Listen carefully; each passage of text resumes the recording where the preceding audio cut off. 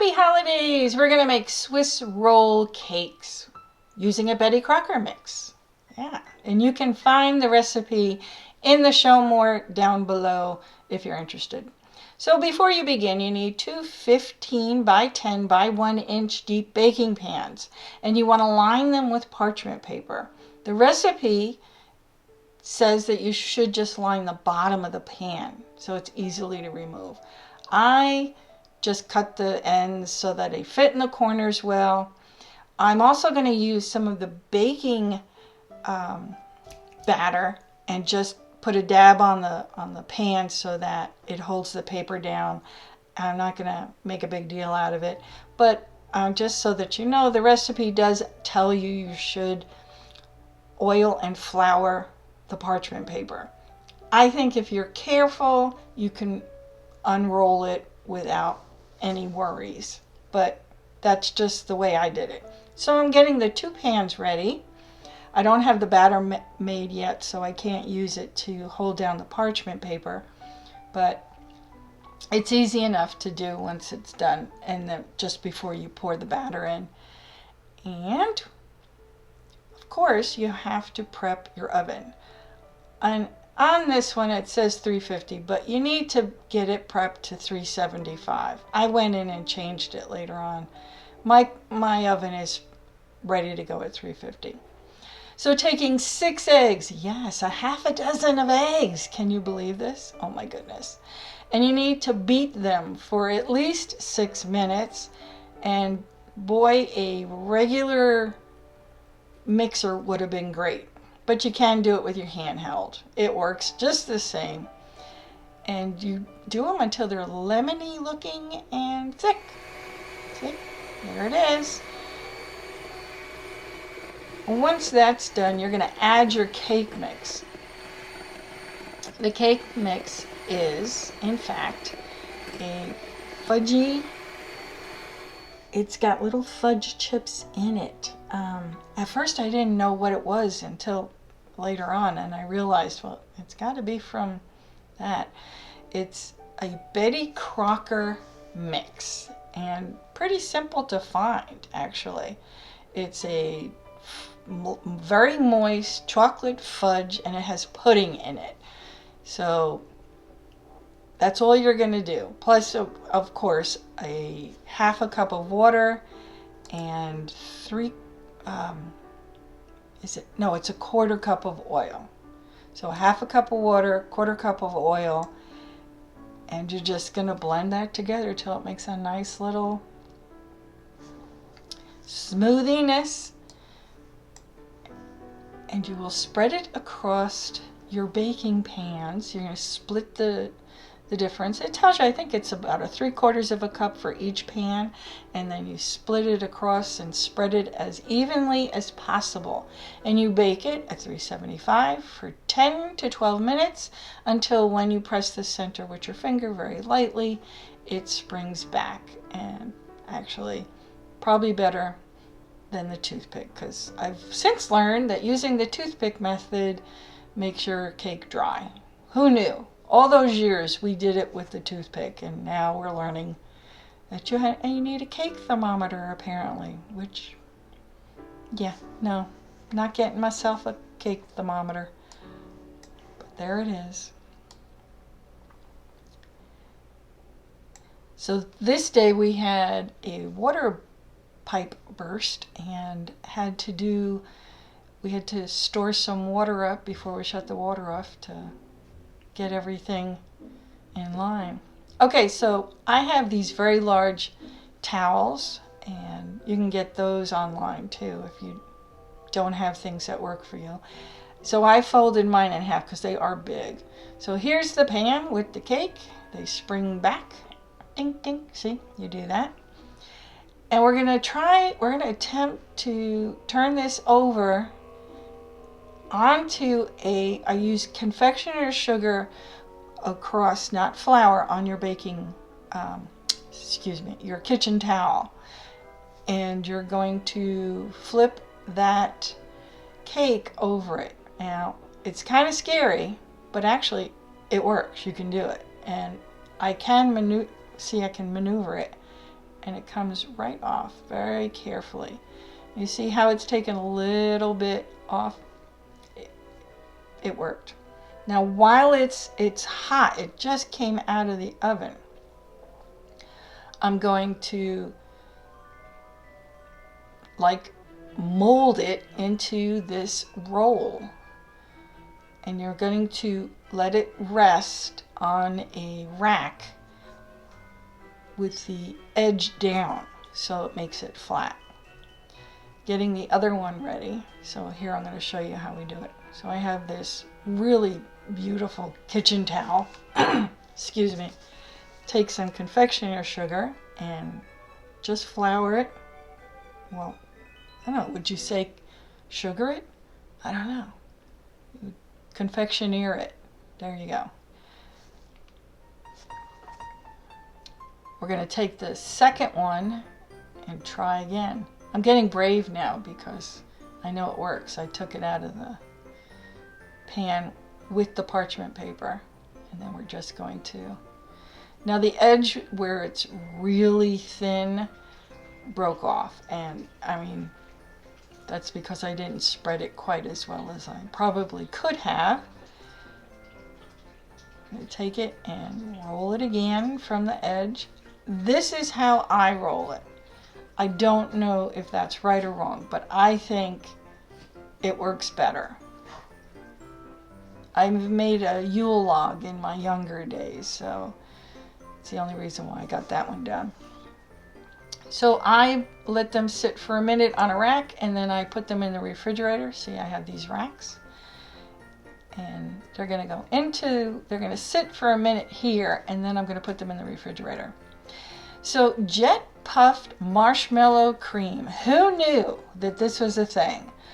I tried to find it. It was really tough. I think I stood in my grocery store for a while where the marshmallows are in the baking section, and I'm looking for this darn thing. And I'm like, well, Betty wouldn't have suggested using this unless it was available. Well, apparently it is. It is on the top shelf where like I think 100 things could be, and there was like 3 of these up there. Who knew? You can also get them from Walmart, according to my search online. 3/4 of a cup of softened butter, and I think it's 3/4 of a cup of confectioner sugar. I have to look at my notes. Hang on a second. Yep, it's 3/4 of a cup of confectioner sugar, 1 teaspoon of vanilla. And I eyeball things sometimes, so that's the way it is. And you're going to mix that up. You're going to scrape the sides. And actually, it's kind of interesting. I was going to try to make marshmallow fluff by searching it. I mean, we do that a lot now, right? And I have to tell you that you don't want to do that. It was ridiculous. You're going to have to get a candy thermometer, corn syrup. I was like, yeah, no, I'm not doing that. This is ridiculous. It was worth seeking out the jet puffed marshmallow cream, because I think it might, if you use frosting or something, which I think you could probably do, it would be too sweet. The end result was very palatable. If you remember what Swiss rolls were like, or I think they were once called yodels, at least from my part of the country, they were called yodels. And they were a rolled chocolate cream, chocolate covered cake. And they came 2 in a package. Now my favorite, most of the time, they were called Funny Bone. If you have ever tried them, please let me know in the comments. If they are not as good as they were when we were kids, I'm telling you. Because I don't think it's the memory. It tastes very chemical to me. They taste like there's chemicals in them. All right, so we unroll. Take them out of the refrigerator, unroll. let the end that has, it's really curled up really good on the inside, that's fine. I didn't worry about it, and I believe in the recipe it tells you don't worry about that. Let it stay curled. You're going to spread the cream as best you can. I had to split it because I had two of these, so you don't go to the end. You stay about a half an inch away from the end. And then you take some saran wrap, and this is always a treat to try to do that because the saran wrap was not fun to work with, and wrap it. I've since found a better way to wrap it. I wrapped it with two pieces, one going one way because I didn't want the ends to get dried. But then the next one I did better. I made it long enough to cover it and did it across it. Now I get to take whatever's left of the cream and put it in there and spread it to the edge as best I could. I try to get into that interior. If I think you need that cake knife to do anything better, but it does move it, so don't go to the edge with the cream. So see, I made it a little longer, and then I sort of roll it and then twist it like a little candy. There. And then I'm going to put these in the refrigerator. I kept them in for overnight because we were busy that day, and I think that worked out better. So I'm using semi-sweet Ghirardelli chocolate. This was very good. Calls for a cup, I believe, and then a half a cup of heavy cream, heavy whipping cream. Now, I was really surprised by this because no clue. I had no clue you could do this. So you're going to put it in the microwave. It was 3/4 of a cup of heavy cream, sorry.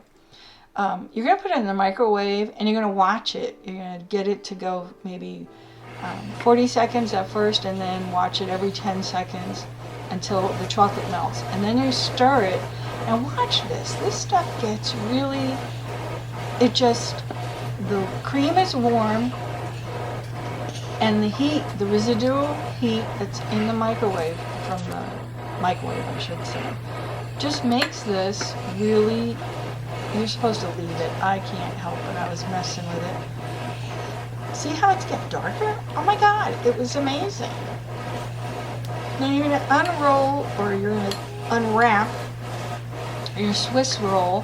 You're going to put it on top of some, racks. See, I put the 2 racks there. This is what I had. I work with what I have, people. What can I tell you? You're going to unwrap it. You're going to put them down. Now there's a little bit of a learning curve here. See how it's rolling? I should have realized that was going to be a problem. You spread the stuff around, and I'm trying to, oh, see what happens? Thank goodness the counter was clean. And look, it's my house, okay? And that's the one we ate, so we're still living. I'm spreading it. I'm trying to do it very quickly because I'm really concerned about the fact that it's going to harden up and I won't be able to spread it. Now, in, like, say, the British baking show, they cut off the ends to make it nice. No, I'm just going to fill it up with what I've got and deal with it. It turns out really pretty cool.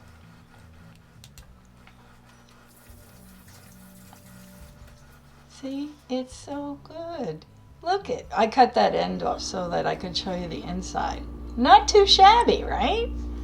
I wish you all a happy holiday. If you have not started your baking, no big deal. This year I decided to try baking to try to get my spirits up. I hope that works for you.